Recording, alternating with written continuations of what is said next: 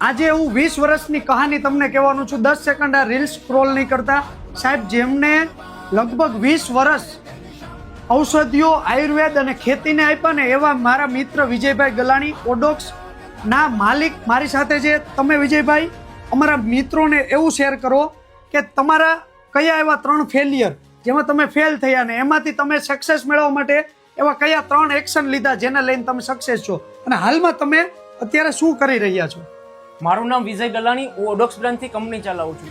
ખેડૂત પુત્ર સાથે ખેડૂત પુત્ર મળીને એક નવી વાત કરી રહ્યો છું કે જે લોકો ખેતીની અંદર જે ખેત પેદાશમાંથી ઉત્પાદન કરતા એ બધી ઔષધિઓ હોય છે.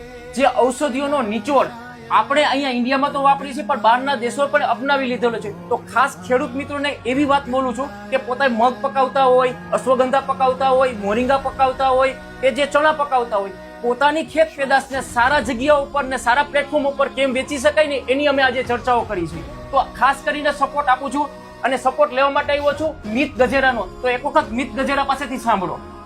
જો હું તમને એવું કહેવા માંગુ છું સાહેબ, જ્યાં સુધી તમે તમારી પ્રોડક્ટ, તમારા માલને જ્યાં સુધી બ્રાન્ડ નહીં બનાવો તો તમારું શું કહેવું વિજયભાઈ, ક્યારેય ખેડૂત ધનવાન થશે નહીં. ધાણા દાળ વેચવા વાળો, ધાણા દાળ વેચવા વાળો કરોડોપતિ, પણ ધાણા વેચવા વાળો તમે વિચારી લેજો. તો જો તમારે પણ ખરેખર નેક્સ્ટ લેવલ જવું હોય ને તો તમે આજે જ સંપર્ક કરો સત્વવેદા ફાઉન્ડર મિત ગજેરા. હું તમને બધી માહિતી આપીશ, પર્સનલી 1 to 1 કરીશ, તમને વધુમાં વધુ ગાઈડન્સ પ્રોવાઈડ કરીશ જેથી તમે તમારી પ્રોડક્ટને બ્રાન્ડ બનાવી શકો.